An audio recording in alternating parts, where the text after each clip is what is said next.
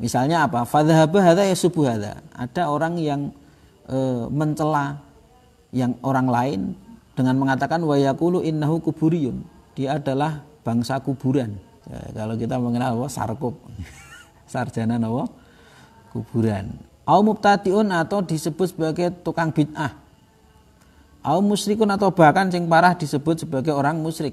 Gara-gara apa? Gara-gara persoalan itu salat di masjid yang ada kuburannya. Nah, ini persoalan yang bersifat fikih, yang far'iyah, yang di situ pasti ada khilafiyah. Nah, yang namanya khilafiyah itu kan tidak boleh diingkari. La yungkaru mukhtalafu fihi wa innama yungkaru alal mujma'i alaihi. Qala al Ustadz Ad-Doktor Ali Jum'ah rahimahullahu taala wa nafa'ana bihi wa bi ulumihi wa bi kitabihi hadzal kitab Fiddaroini amin ya rabbal alamin wa ya mujibas sa'idin. Soalun, hal tajuzus sholatu fil kubur? Apakah boleh sholat di dalam kuburan? Di dalam pekuburan? Di dalam kuburan kondo? Di alam kubur makanya. Bolehkah sholat di pekuburan? Wa ma hukmus sholati fil masajidil lati biha adrihatun. Dan bagaimanakah atau apa hukumnya sholat di dalam masjid yang di dalam masjid itu terdapat kuburan atau makam. Jadi apa hukumnya sholat di dalam masjid yang ada kuburannya. Wal yu'addu dzalika min qabili ittikhadil qabri masjidan. Apakah hal itu termasuk termasuk menjadikan kuburan sebagai masjid, yang itu dilarang oleh Nabi. Apakah sholat di kuburan, sholat di masjid yang ada kuburannya itu termasuk kategori menjadikan kuburan sebagai masjid? Pertanyaannya seperti itu. Jadi yang pertama, boleh tidak sholat di kuburan, di pekuburan itu, di pemakaman?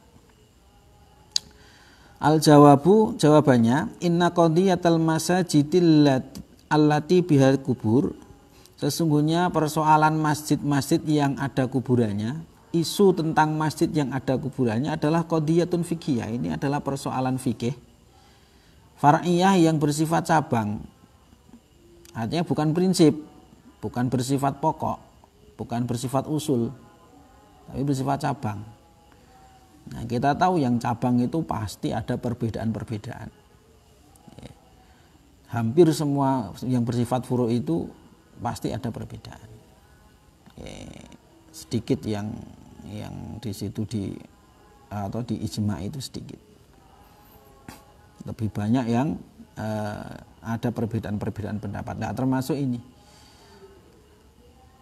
Cuma masalahnya qadiyah ini atau persoalan masjid yang ada kuburannya ini istaghallahal juhalu wa mubtaghul fitnah aswa astighalin aswa astiglalin.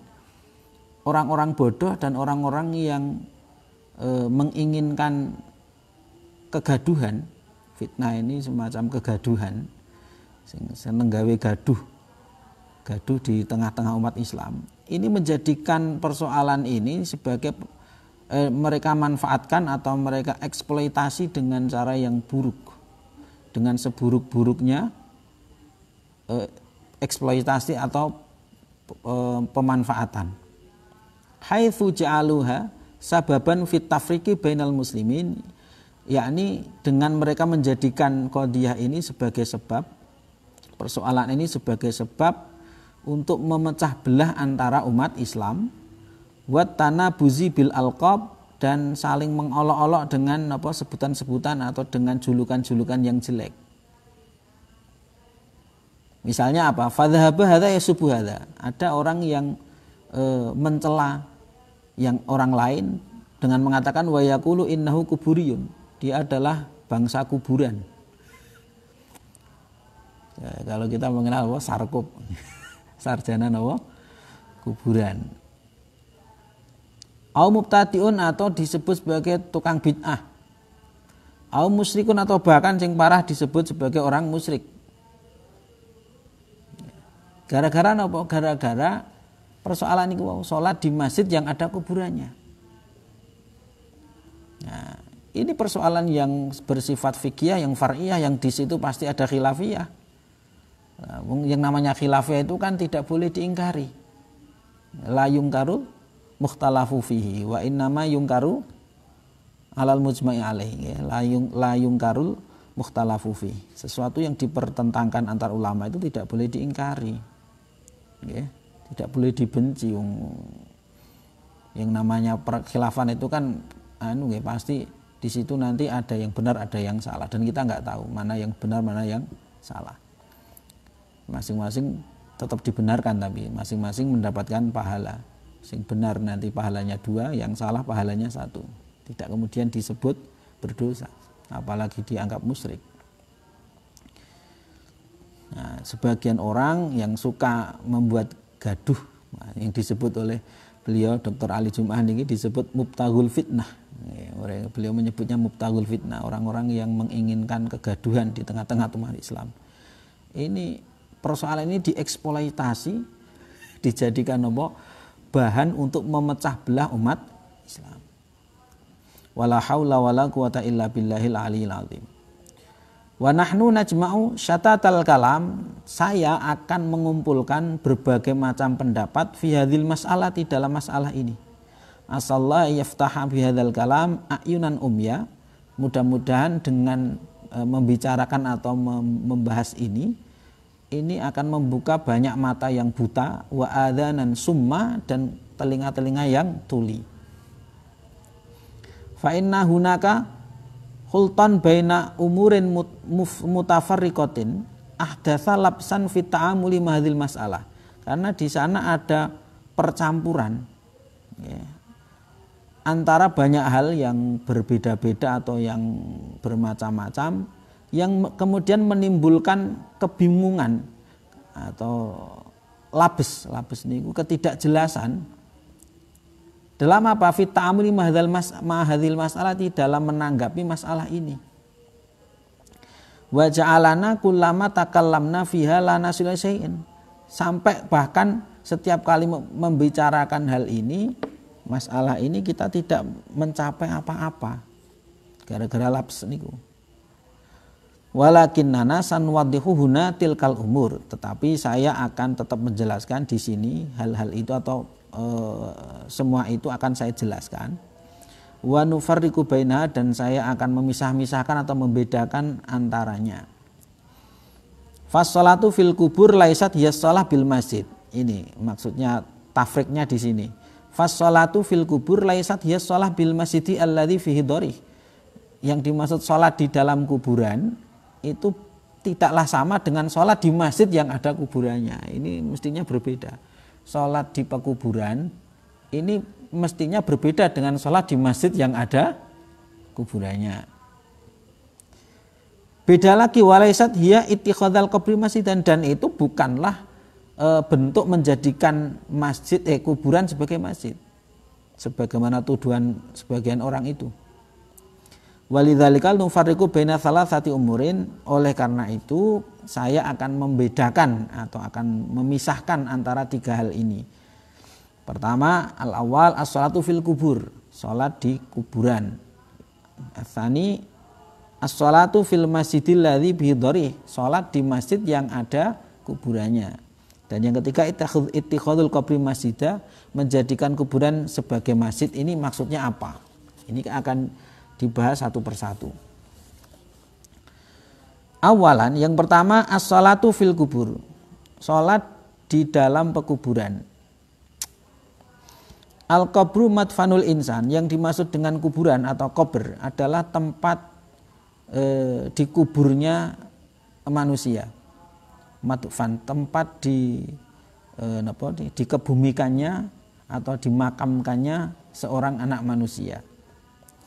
Yuqalu qabarahu yakburuhu wa yakbiruhu. Cara ilmu sharaf nggih, qabara yakburu atau yakbiru sama. Qabron wa makbaron, maknanya dafanahu, wa akbarahu, Wa aqbarahu maknanya ja'alalahu qabran. Sedangkan wal maqbaratu bi fathil ba wa dhammiha mawdi'ul kubur. Sedangkan kata makbarah bi fathil ba dengan fathahnya ba makbar atau wa dhammiha dan dhammahnya ba makburah. Silahkan jenengan menyebut makbarah atau makburah.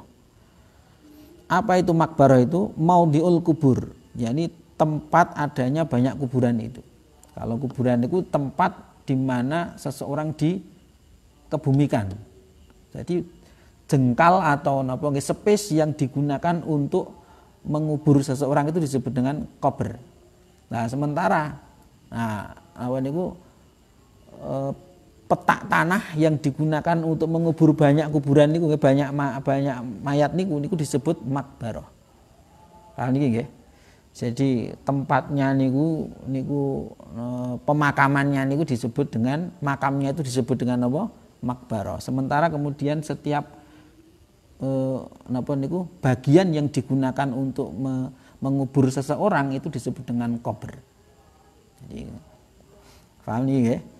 Kober, kemudian petak tanahnya yang di situ banyak kuburan itu disebut dengan makbarah. Kaya ning paten niku makbarah paten. Nggih, sing nggo mendem kaca sok jenengane kober kan ngono ya. Nah, tempat ini kok niku jamaah ini jenengane napa? Makbarah. Maudiul kubur ai maudiu dafnil mauta. Nah niki lho ana bentuknya jamak yakni tempat memakamkan banyak mayat. Mauta niku jamak dari mayit niku mauta. Nah, itu disebut dengan makbarah. Kalau satu atau dua niku disebut dengan kober. Wal qabiru ad-dafinu biyadi. Sedangkan lafat al-qabir niku isim fa'ilnya nggih. Ada artinya adalah orang yang memakamkan atau orang yang mengubur biyadi dengan tangannya. Wal qabru muhtaramun syar'an. Kuburan dalam arti niki wau nggih, tempat space yang digunakan untuk mengubur seorang anak manusia itu jeneng kubur. Itu hukum itu muhtaramun syar'an tauqiran lil mayyit. Secara syariat itu dimuliakan. Demi apa? Demi memuliakan mayit yang dikubur di situ. Ya, jadi demi memuliakan mayat yang ada di situ, maka kuburannya juga muhtaram, juga dimuliakan. Sehingga wa min sama ittafaqal fuqaha ala karahati watil qabri wal masyi alaihi. Para fuqaha, para ahli fikih bersepakat hukum kemakruhan menginjak kuburan itu. Berjalan di atasnya juga makruh. Lima sabata annan nabiyya sallallahu alaihi wasallam naha antu ta'al kubur. Karena ada satu hadis bahwasanya Kanjeng Nabi Muhammad sallallahu alaihi wasallam melarang kuburan untuk diinjak. Hadis riwayat Imam At-Tirmidzi dan Imam At-Tabarani. Lakinnal malikiyata khassul karahata bima idza kana musannaman atau musannaman. Hanya saja para ulama mazhab Malikiyah mengkhususkan kemakruhan ini jika kuburannya niku dibuat ada gundukannya. Musannaman niku digawe ana saname. Sanam niku maknane bahasa Arab lho, ora bahasa India ini sanam. Sanam teri kasem. Iki lho, napa? Punuk. Nah, kuburane ana punuke dibuat koyok punuk. Kayak lazime kuburan di Indonesia kan ngoten nggih, ana gundukane. Nah, menurut mazhab Malikiyah yang makruh diinjak itu yang seperti itu. Nah, nek sing letter berarti ora makruh niku cara mazhab Malikiyah. Kama stathna Syafi'iyatu wal Hanabilatu wat al-qabri lil hajati minal karahah. Sebagaimana mazhab Syafi'i atau para ulama mazhab Syafi'i juga mazhab Hambali ini mengecualikan kemakruhan tadi mengecualikan menginjak kuburan yang karena ada kepentingan, maka tidak makruh. Meskipun ono niku nggih. Kalau mazhab Maliki itu mengecualikannya atau yang dimakruhkan itu adalah yang ada gundukannya mazhab Maliki. Kalau mazhab Syafi'i niku mutlak mbuh ana gundukane mbuh ora makruh. Menjadi tidak makruh ketika memang diperlukan untuk menginjak. Memang ada kepentingan. Contohnya apa? Kama idza kana la yasir ila qabri mayyiti ila biwati qabrin akhara. Sebagaimana contohnya nggih ketika seperti halnya ketika dia tidak mampu atau seseorang tidak mampu mencapai kuburan mayatnya yang mau dimakamkan kecuali harus dengan menginjak kuburan yang lain. Arep makamke kok carane gelem ra gelem kudu ngidak kuburan sandinge, ya mau nggak mau. Akhirnya jadi tidak makruh. Nah, ini membicarakan tentang bahwa kuburan itu dimuliakan. Dimuliakannya kuburannya karena memuliakan mayat yang ada di dalamnya. Sehingga tidak boleh diinjak atau makruh menginjaknya. Nah, makruh di sini mengecualikan jika memang ada kepentingan, maka tidak makruh. Kalau mazhab Maliki, makruh itu ketika kuburannya ada apa niku? Gundukane. Nek latar mboten makruh. Amma an hukmi sholati fil maqabir fa dhahabal hanafiyatu. Adapun tentang hukum sholat di dalam areal pemakaman. Nah, ini sholatnya di dalam areal pemakaman ini. Fa dhahabal hanafiyatu ila annahu tukrahu sholatu fil maqbarati. Menurut mazhab Hanafi, para ulama mazhab Hanafi niku berpendapat makruh hukumnya sholat di areal pemakaman. Jadi ning kuburan sholat itu hukumnya makruh menurut mazhab Hanafi. Wa bihi qala Tsauri wal Auza'i, sebagaimana ini juga pendapatnya Imam Tsauri, Sufyan Ats-Tsauri nggih, wal Auza'i juga Imam Auza'i.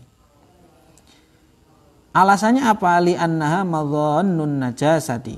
Karena makbarah atau areal pemakaman niku nggih merupakan tempat-tempat yang diduga terkena najis. Nggih. Diduga terkena najis. Kenapa kok diduga terkena najis? Ketika mau memakamkan terus kemudian orang membuka kuburan niku nggih. Nah niku kan mayat yang sudah busuk itu kan mengeluarkan najis. Nggih mboten? Nah, sehingga dia kan terbuka terangkat niku. Nah, menyebar ning ndi to niku. Hingga salat di situ niku makruh hukumnya karena diduga tempatnya niku napa niku terkena najis. Alasan yang lain wali annahu tasabbuhun bil yahud. Dan juga hal itu menyerupai orang-orang Yahudi. Illa idza kana fil maqbarati maudhi'un uida lis-shalah, kecuali jika di areal pemakaman itu memang disediakan atau ada tempat yang memang disediakan untuk sholat. Dan bagian yang digunakan untuk salat tadi wala qabru wala najasata. Di bagian itu tidak ada kuburannya. Artinya tidak ada mayat yang dikubur di situ, di tempat itu, serta tidak ada najis, fala ba'as, maka tidak apa-apa.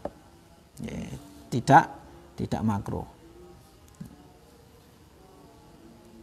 Walhasil dalam mazhab Hanafi kemakruhannya karena diduga ada najis, sehingga ketika ada tempat yang di situ memang disediakan untuk sholat, maka jadi tidak makruh lagi karena tempat itu tidak diduga ada najisnya. Wong di situ tidak ada kuburannya, kan space-nya memang dipilih space untuk sholat, tidak ada yang dimakamkan di situ, berarti kan aman dari najis, gitu.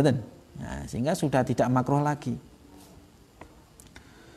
Wa qalal Malikiyah, kemudian para ulama mazhab Maliki berpendapat begini, tajuzus sholatu bimakbaratin amiratan karat au darisatan mambusatan amla li muslimin karat au li musyrikin.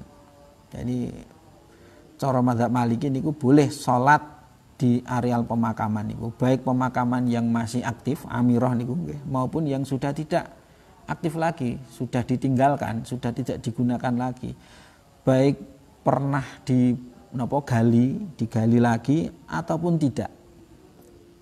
Baik niku pemakaman orang Islam atau itu pemakamannya orang musyrik. Ora usah muni kuburan Cina nggih. Cina ya Islam ya ana kok. Ya, jadi kalau mazhab Malikiyah itu boleh. Ya, boleh niku maknane mboten makruh ngoten lho. Wa fassala Syafi'iyatu, kemudian mazhab Syafi'i sekarang. Para ulama Syafi'iyah mentafsil, memperinci. Wa fassala Syafi'iyatu al-kalama. Faqalu, kata mereka, la tasihus sholatu fil makbarati allati tahaqqaqa nabsyuha bila khilafin fil madhab. Tidak sah hukumnya salat di areal pemakaman yang nyata-nyata atau yang dipastikan makam itu telah digali lagi. Maksudnya wis mendem kemudian dibuka, digali. Sehingga kan ada tanah yang terangkat ke atas niku nggih. Yang tanahnya niku berarti membawa napa?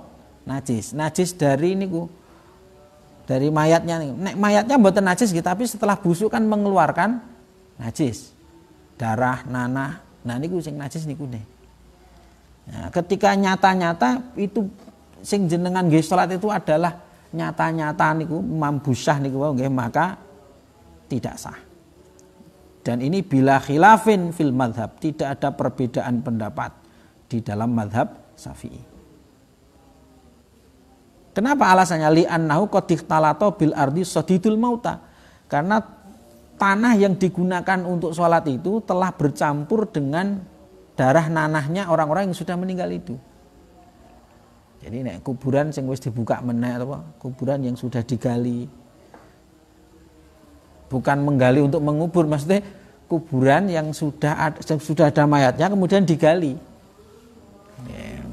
Entah itu untuk mengubur lagi kan, misalnya wis kebak kan dikeduk meneh ngoten. Space-nya sudah penuh, ada mayat baru kan dibuka lagi niku. Nah, ketika dibuka lagi niku kan mangke tanah yang diangkat niku akhirnya kan nanti niku sudah tercampur dengan darah nanah tadi. Nah, sehingga sholat di situ, jenengan sholat di situ tidak sah. Nah, tidak sah itu hadza idza lam yubsat tahtahu syai'un. Ini tidak sah ini jika memang orang yang sholat itu tidak menggelar sesuatu di bawahnya.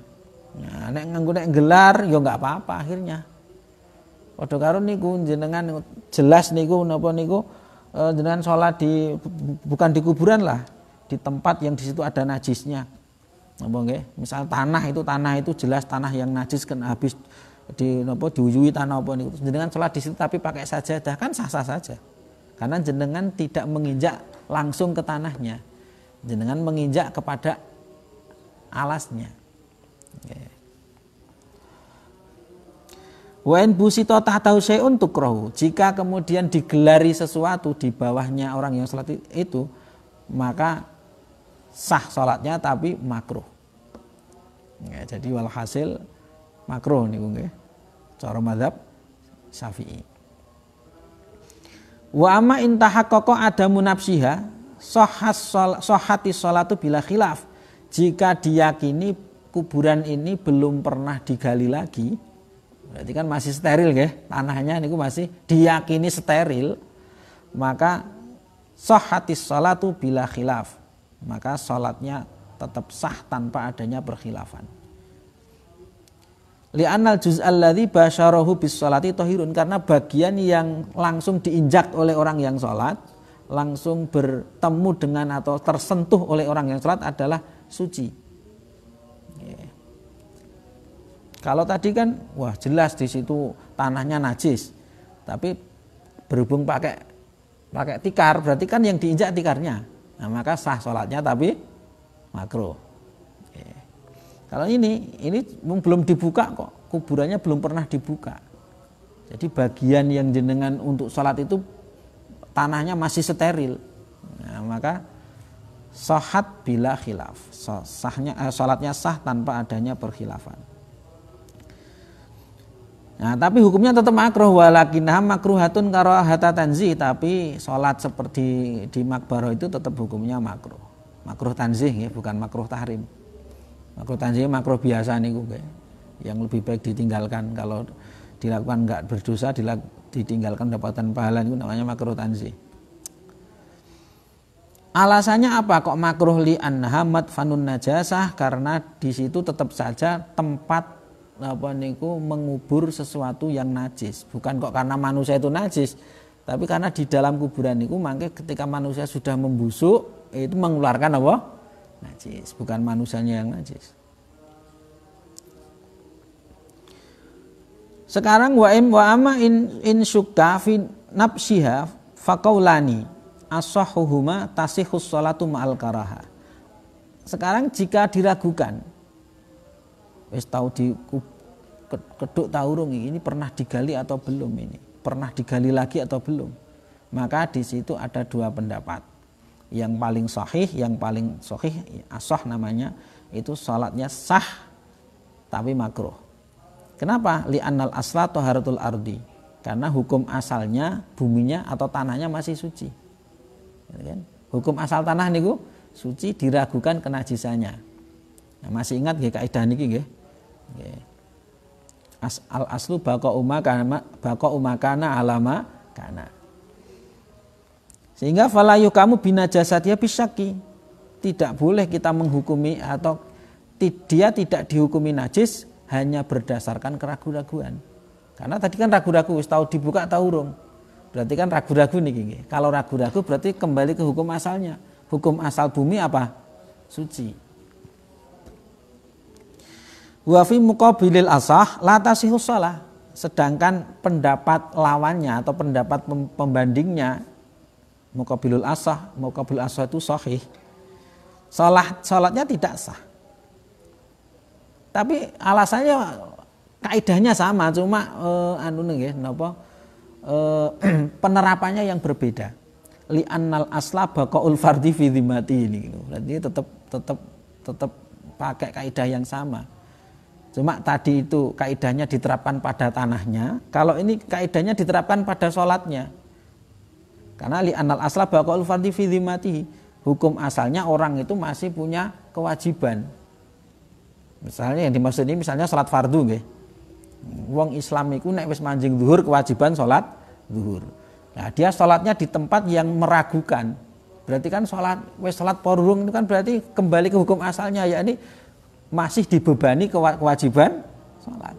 Jadi kaidahnya sama, al aslu baqa'u makana ala makana. Yang kula tangleti, wong niku ketika jenengan niku nggih ragu-ragu mau wis sholat apa urung, berarti hukumnya pripun? Dhisik pundi? Dhisik urung salate to nggih? Nah niki padha karo niku. Salat iki sah ta ora to iki?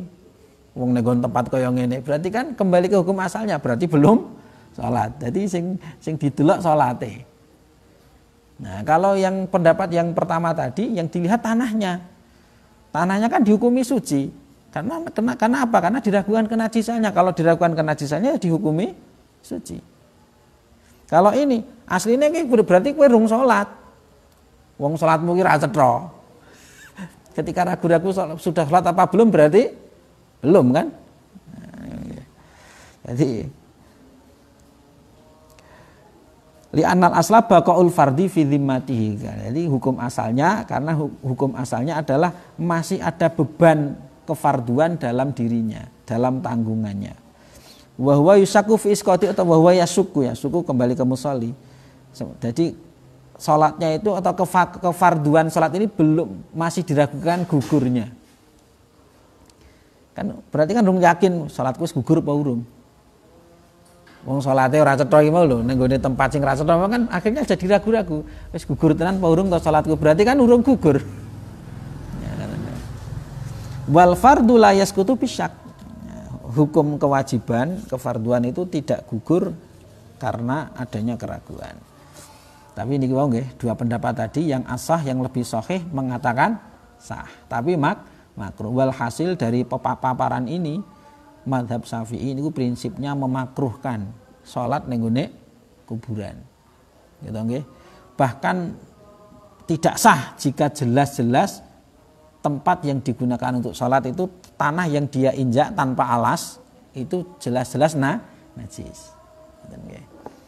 Nek ora jelas, ora cetha, berarti niku nggih. Pendapat pertama mengatakan sah, pendapat yang kedua tidak sah. Yang mengatakan sah pun tetap makruh. Jadi kan akeh makruh ini ketua nggih. Makruh. Mazhab Hanafi memakruhkan karena tetap tempatnya diduga ada najisnya. Mazhab Syafi'i ya hampir sama, tetap makruh.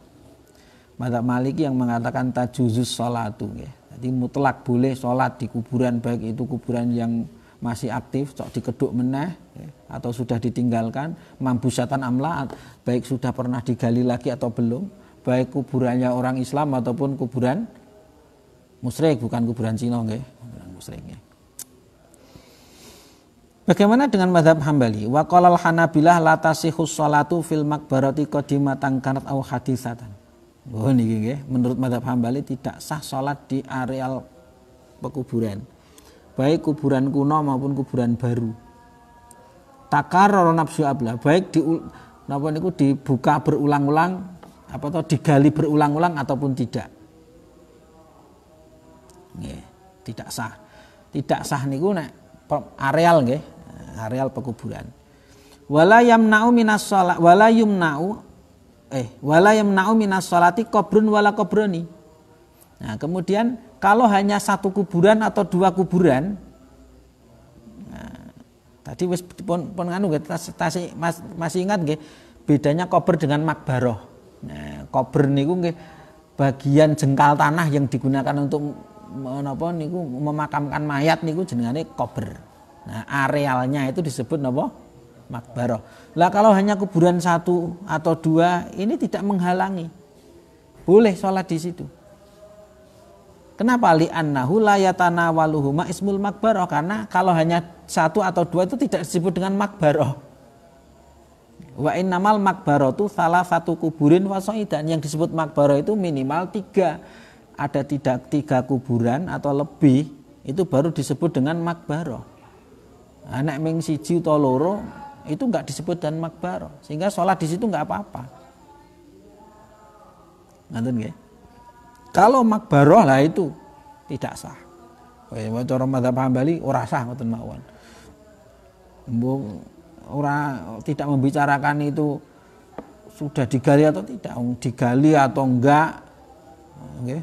Berulang-ulang digali atau tidak itu sama saja, enggak sah. Cara mazhab Hambali.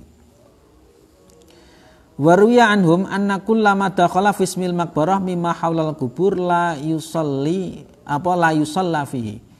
Bahkan diriwayatkan dari sebagian mazhab ulama Hambali bahwa setiap bagian yang masuk dalam sebutan makbarah, yakni mimma haulal kubur, apapun di sekitaran kuburan itu yang masih disebut dengan wilayah atau areal makbarah, itu la yusalla fihi, tidak boleh digunakan untuk sholat.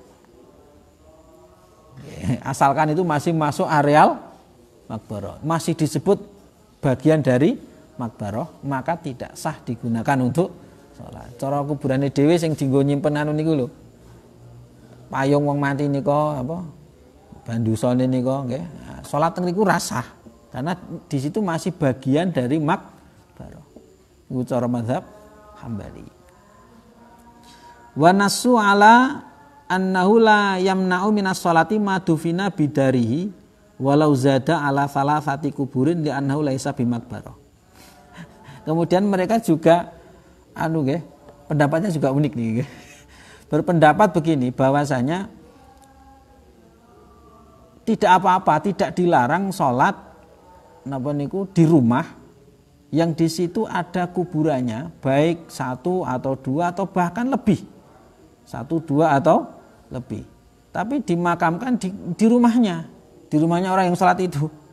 Enggak apa-apa. Kenapa? Li'annahu laysa bimakbaratin. Karena itu tidak disebut dengan makbaroh atau areal pemakaman.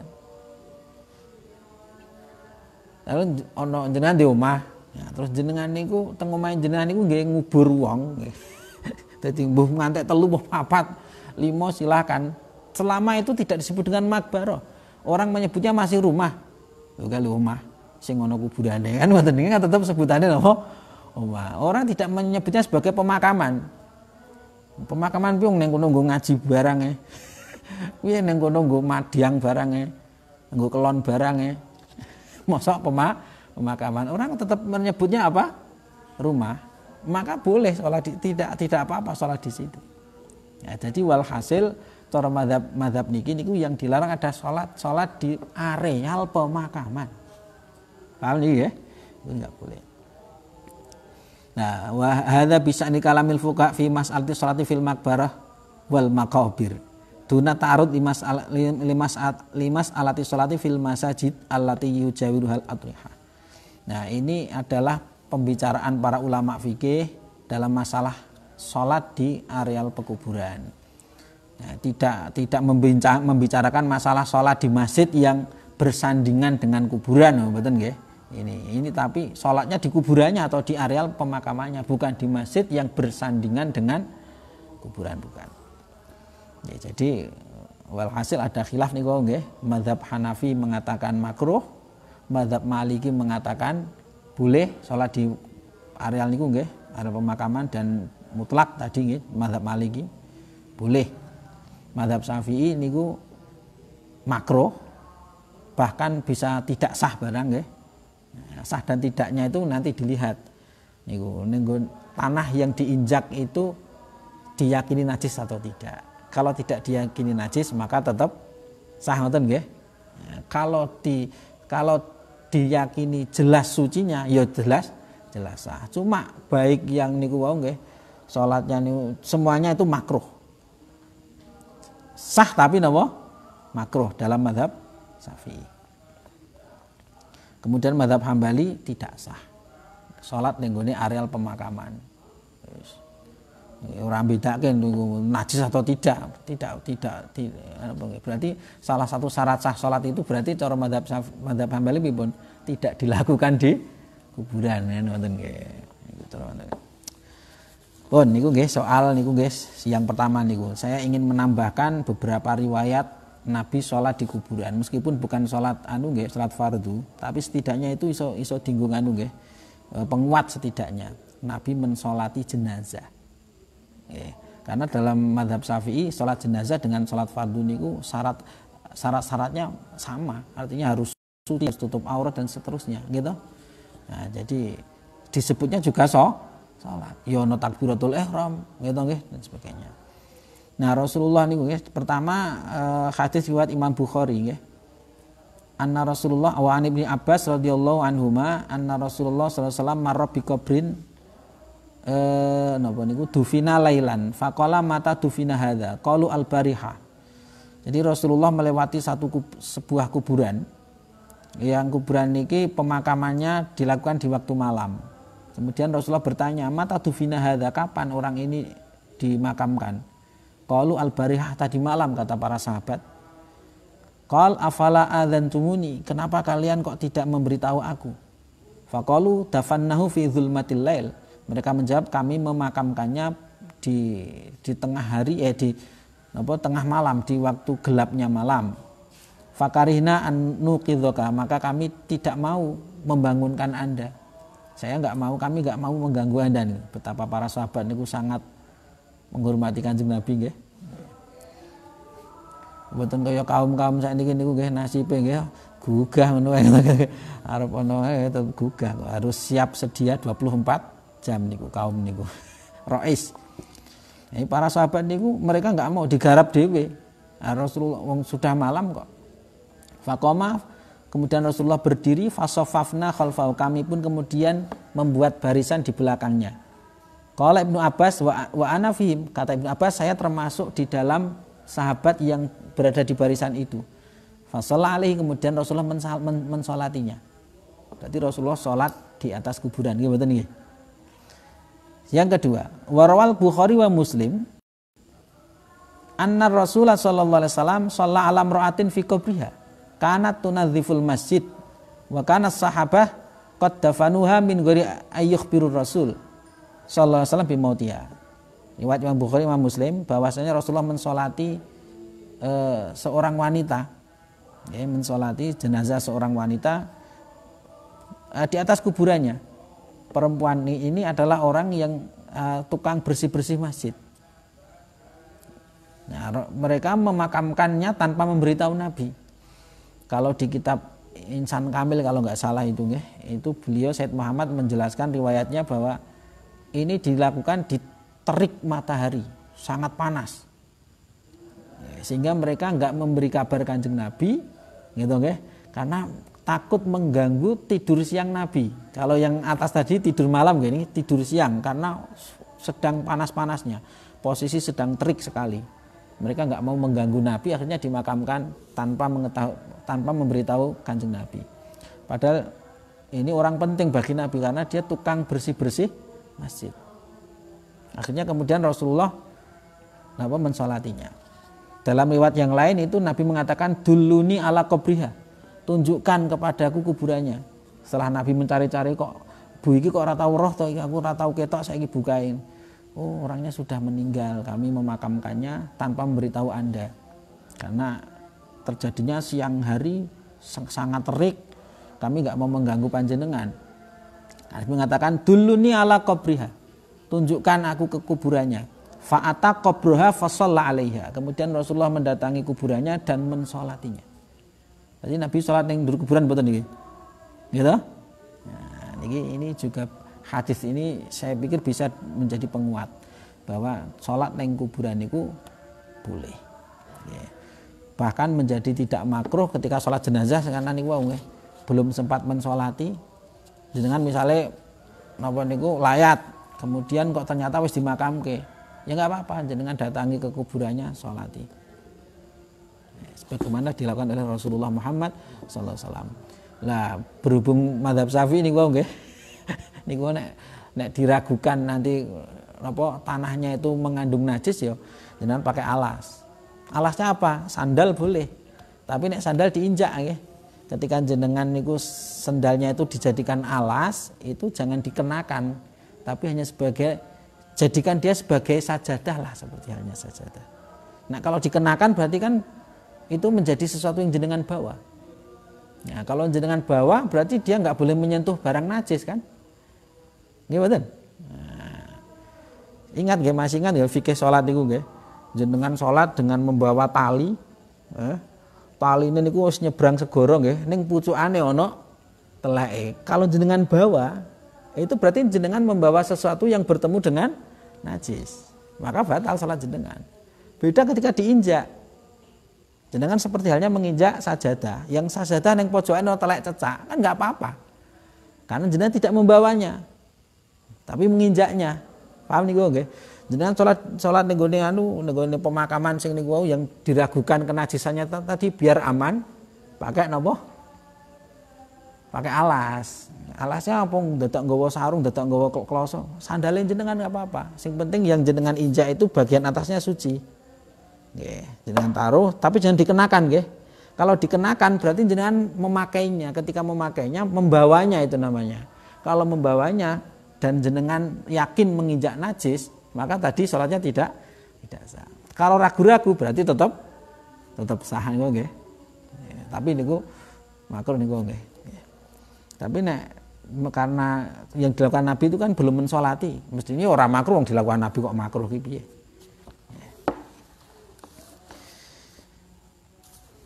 Ya. Allah alam bisawab.